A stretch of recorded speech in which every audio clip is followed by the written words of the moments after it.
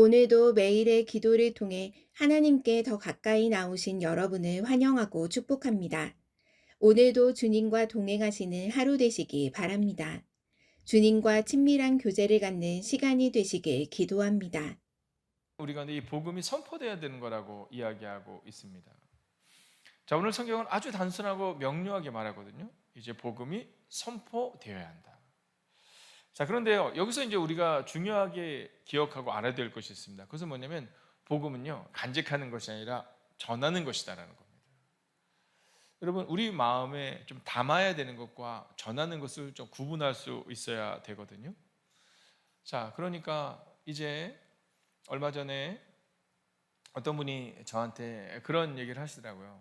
이제 후배 목사님이신데, 아유 목사님, 진짜 아빠로 살기 어렵습니다. 그러더라고요. 그래서 왜 어렵냐 그랬더니 본인은 이렇게 좀 약간 그런 가부장적인 집안에서 자랐대요. 그래서 본인은 아버님이 탁 그러면 탁 아시죠? 탁 이렇게 살았대요. 근데 본인은 지금 집에서 아이들이 이제 중학교 올라가면서 이제 사춘기 시작이 됐는데 집에서 숨도 크게 못 쉬는데요. 그러면서 무슨 얘기를 하냐면, 아유 목사님, 진짜 저는 어렸을 때 그렇게 안 컸는데 요즘 애들은 왜 그런지 모르겠어요, 이런 얘기를 하는 거예요. 그래서 제가 물었어요. 그래서 어떡하냐 그랬더니, 그래서 그러니까 잘 가슴에 담고 잘 참고 있대요.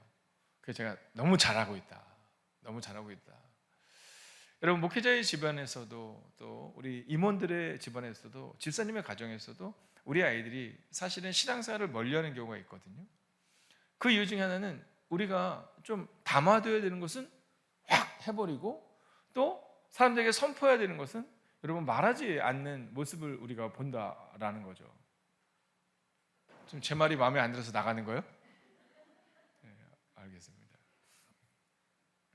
자, 그래서 제가 이제 그걸 보면서 느끼는 것 중에 하나는 뭐냐면, 교회에서도 마찬가지입니다. 교회에서도 여러분 그럴 수 있잖아요. 내가 이 교회 다닌 지 얼마나 되는데, 그래도 우리 지휘자님의 마음건데, 그래도 내가 이 교회 어렸을 때부터 다녔는데 말이야, 다 내 밑으로 꿇어야지, 뭐 이런 마음 들을 수 있다면 그건 잘못된 거라는 거죠. 그래도 내가 집사인데 말이야, 저 새로운 성도가 말이야, 저 주차를 먼저 한다고 저 말이야 꼴 보기 싫게, 이거는 있을 수 없다는 겁니다. 근데 어느 순간부터 우리가 해야 할 말은 꼭 해야지만 직성이 풀리고요, 복음은 그냥 담아두는 겁니다. 근데 오늘 성경은 우리 가운데 이야기하고 있는 거죠. 야, 복음은 간직하는 것이 아니라 복음은 전하는 거고 선포하는 거다. 그리고 여기에는 또 한 가지가 있는데, 너희가 담아야 될 것은 담아야 된다, 이렇게 말하고 있다는 겁니다. 자, 오늘 예레미야 51장의 이 말씀은 이 바벨론의 심판을 선포하는 말씀이거든요. 이제 바벨론 포로로 잡혀갔는데, 그 당시에 이 역사의 주인공이 누구예요? 바벨론이거든요. 근데 오늘 성경은 말하고 있는 겁니다. 뭐라고 말하고 있냐면, 야, 이제 너희가 시온에서 하나님을 선포하는 때. 이 시온이 어디입니까? 예루살렘 성전을 의미하는 하나님의 그 말씀이 있는 이 시온에서 너희가 다시 하나님의 이름을 높일 것이다, 이렇게 얘기하고 있는 거예요. 여러분, 요셉의 특징이 뭡니까? 단순하고 명료합니다. 요셉이 뭐 애굽의 총리 대신이 된 거? 여러분, 그게 아니라 요셉은요, 늘 하나님을 앞세웠던 사람이라는 거예요. 여러분, 고난의 끝은 뭔지 아시죠? 간증인 겁니다. 할렐루야. 여러분, 우리 안에 이 고난의 끝은 간증인 거예요. 여러분, 요셉의 고난 생각해 보세요. 여러분, 13년 동안 그가 노예로 감옥에서 살아갈 때, 여러분, 그의 입술 가운데 하나님이 하실 것입니다, 하나님이 당신의 꿈을 해석할 것입니다, 여러분, 이렇게 간증이 시작되잖아요. 자, 오늘 본문을 보면 이렇게 말하거든요. 여호와께서 우리 공의를 드러내셨으니 오라 시온에서 우리 하나님 여호와를 선포하자. 그러니까 두 가지가 있는데, 하나는 하나님은 드러내시는 분이고요, 우리는 선포하는 자라는 겁니다. 여러분, 이걸 자꾸 바꾸는 거죠. 우리가 드러나려고 해요. 교회에서 목사가 특별하다고 드러나려고 하고, 집사가 특별하다고 드러나려야 합니다. 그리고 선포는 다른 사람이 하기를 원하죠. 나는 예전에 전도 많이 했다, 아닙니다. 여러분, 오직 하나님만이 드러나시고 우리는 그것을 선포하는 인생 되기를 주의 이름으로 축원하겠습니다. 여러분, 요셉이 그랬잖아요. 반복적으로 하나님이 하실 것입니다. 여러분, 하나님이 하시는 일이 있고 우리가 해야 할 일이 있는데, 우리가 드러나는 것이 아니라 하나님이 하신 일을 드러내면 우리는 선포하는 일이 우리가 해야 하는 일이다라는 겁니다. 자, 그럼 오늘 본문에서 우리는 이 주제를 좀 더 자세히 보게 될 텐데요. 먼저 성경을 함께 읽겠습니다. 함께 읽을까요? 시작. 여호와께서 우리 공의를 드러내셨으니 오라 시온에서 우리 하나님 여호와의 일을 선포하자. 자, 여러분, 여호와께서 우리 공의를 드러내셨다. 이 표현은 뭐냐면요, 복음은 하나님이 행하신 일이다라는 거예요. 할렐루야. 여러분, 우리 안에 이 일이 자꾸만 드러나야 되는 겁니다. 야, 우리 교회 좀 와봐. 우리 교회 진짜 좋아. 우리 목사님 진짜 좋고 우리 권사님 너무 좋아. 우리 교회 이러이러한 좋은 점이 있어. 여러분, 뭐 꼭 틀린 얘기는 아니지만 목사가 좋은 게 아니라 목사가 선포되는 말씀이, 여러분 성도가 살아내는 삶이, 즉 복음은 하나님의 행하신 일임을 선포하는 거예요. 우리 안에. 그러니까 교인들이 모이면 어떤 얘기예요? 교인들이 모였는데 하나님의 행하신 일이 없으면 자꾸 딴 얘기합니다. 뭐 정치 얘기하고 뭐 경제 얘기하고 남 얘기하는 게 되는데요. 근데 내 삶 가운데 복음이 일어난 일, 하나님의 행하신 일이 경험되면 그러면 그 얘기를 하기도 벅차다라는 거죠. 제가 이번에 수련회 때 보니까 우리 새 가족들을 이렇게 함께 나눌 수 있는 시간이 있었는데요. 그분들이 하나님이 행하신 일을 이야기하더라고요.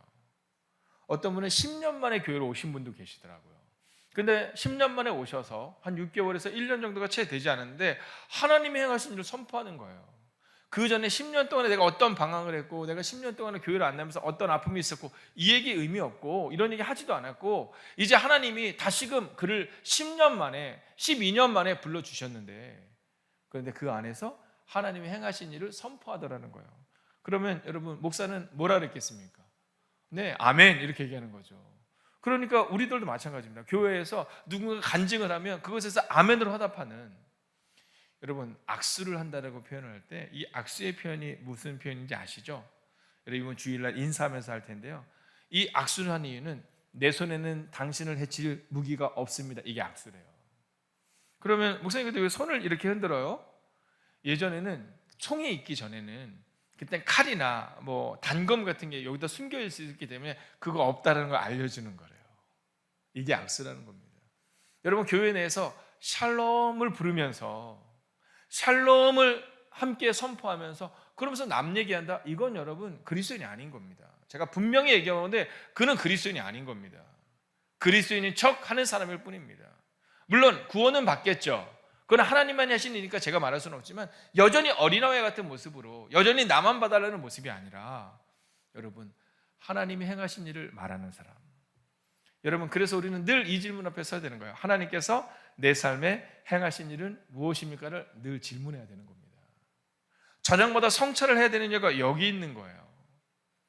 여러분 오늘 성찰의 제목이 작은 순종으로 반석을 놓는 시간이거든요. 그러니까 성찰을 하면서 하나님이 내 삶에 행하신 일이 뭐예요? 이렇게 묻는 겁니다. 그리고 나서 사람들에게 얘기하는 겁니다. 복음은 하나님이 행하신 일입니다. 이렇게 선포하는 거예요.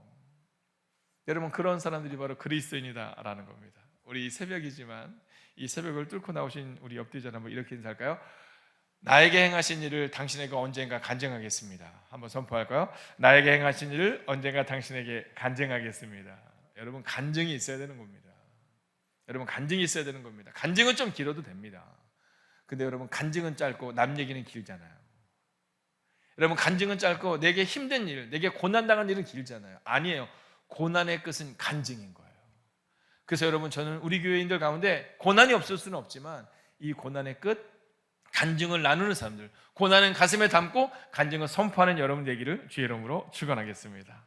자 이제 두 번째 주제를 위해서 성경을 읽을 텐데요. 함께 읽습니다. 시작.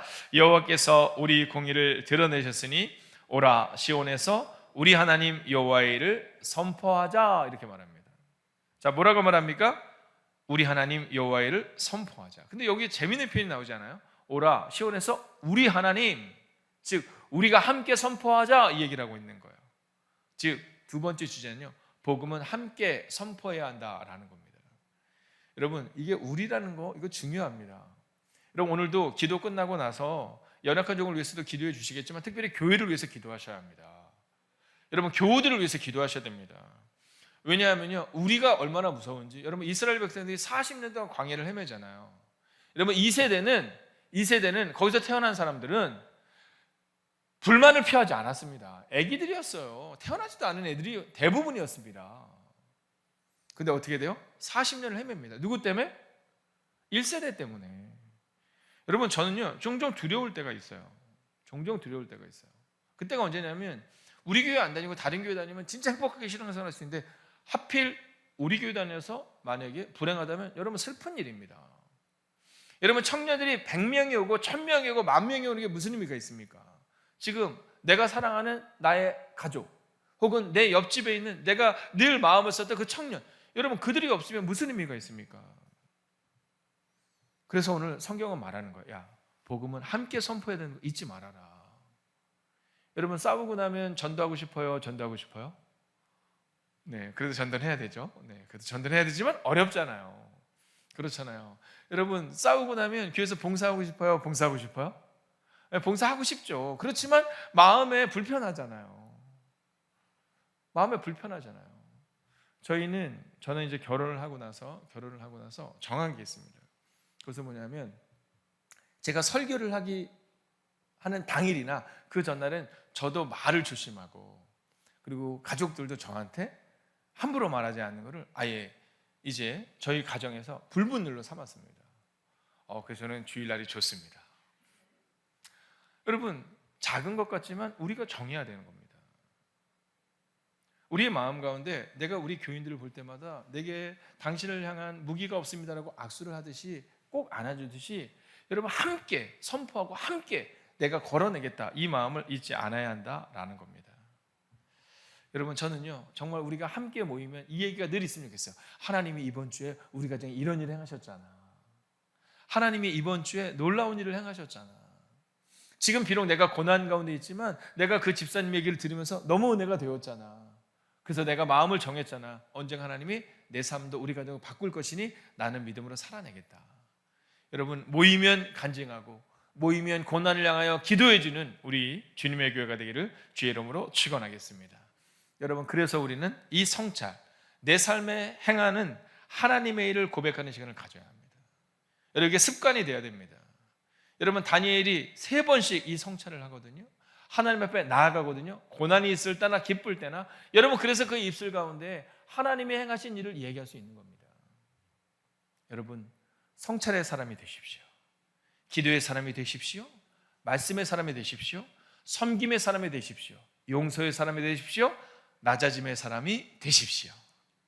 자, 이제 마지막 결론을 내기 위해서 성경을 같이 읽을까요? 시작. 여호와께서 우리 공의를 드러내셨으니 오라 시온에서 우리 하나님 여호와의 일을 선포하자. 할렐루야. 여러분, 저는 이제 마지막으로 선포합니다. 아멘으로 화답해 주십시오. 복음은 반드시 선포되어야 합니다. 여러분, 지금 이스라엘 백성들이 포로로 잡혀 있는 거잖아요. 여러분, 그들 가운데 여전히 강대국이 있는 거잖아요. 근데 말하는 겁니다. 이름의 선지자는 우리가 시온으로 돌아갈 거다. 우리가 다시금 예루살렘으로 돌아갈 거다. 그리고 우리는 다시 그곳에서 여호와의 일을 선포할 것이다. 여러분, 저는요 오늘 여러분의 마음 가운데 여전히 포로로 잡혀 있는 상황, 해결되지 않은 상황이 있을 수 있어요. 여러분, 그러나 믿음은요 결국 입술과 삶으로 드러나는 거예요. 볼까요? 로마서 10장 17절은 믿음은 들음에서 나며 들음은 그리스도의 말씀으로 말미암았다, 이렇게 말합니다. 할렐루야. 여러분, 성경이 말하잖아요. 너희는 반드시 시온으로 돌아가게 될 것이다. 즉 너희의 반드시 문제와 고난은 끊어지게 될 것이다. 여러분, 누군가 말해야 누군가 듣습니다. 누군가 전해야 누군가 예수님을 알게 됩니다. 여러분, 전도는 특별한 기술이 아닙니다. 전도는 이런 겁니다. 같이 한번 읽어볼까요? 시작. 하나님께서 행하시고 성찰하며 기억하고 그리고 선포합니다. 할렐루야. 여러분, 여기까지.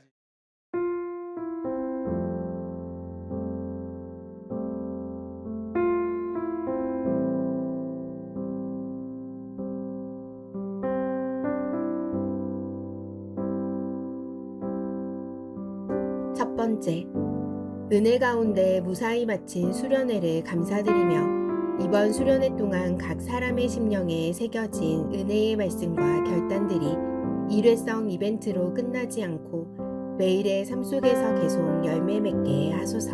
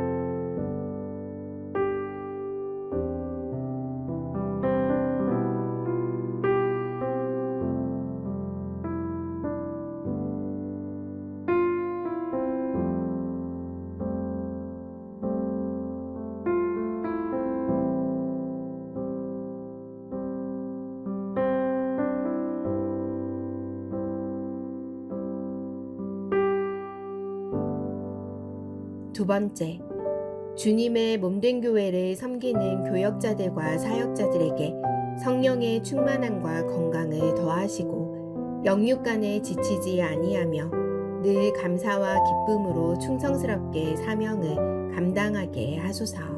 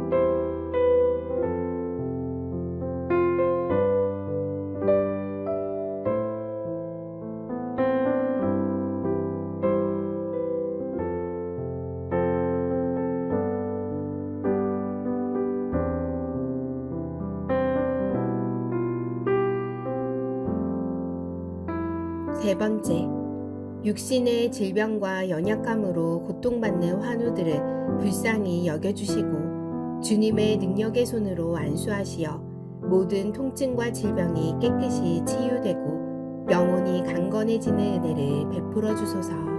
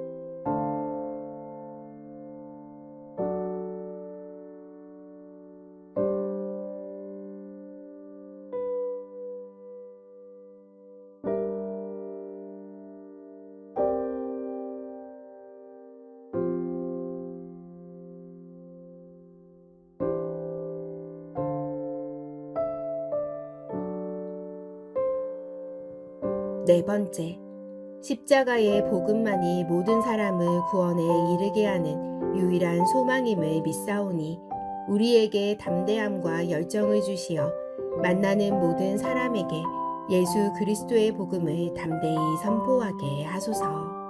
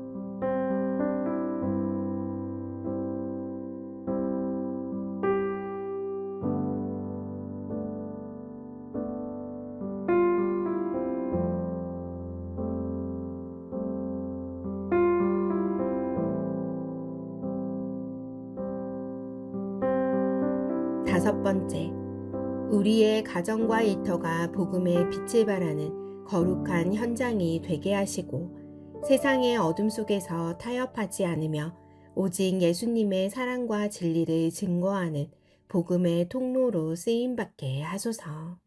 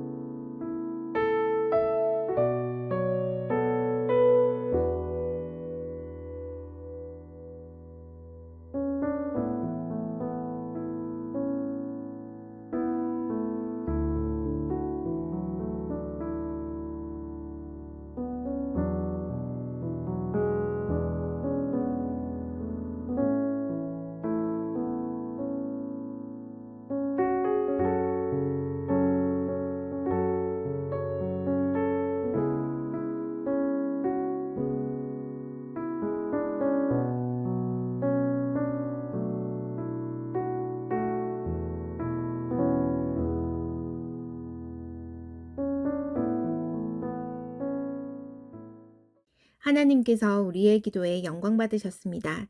이제는 우리의 삶을 통해 하나님의 영광이 되시길 바랍니다.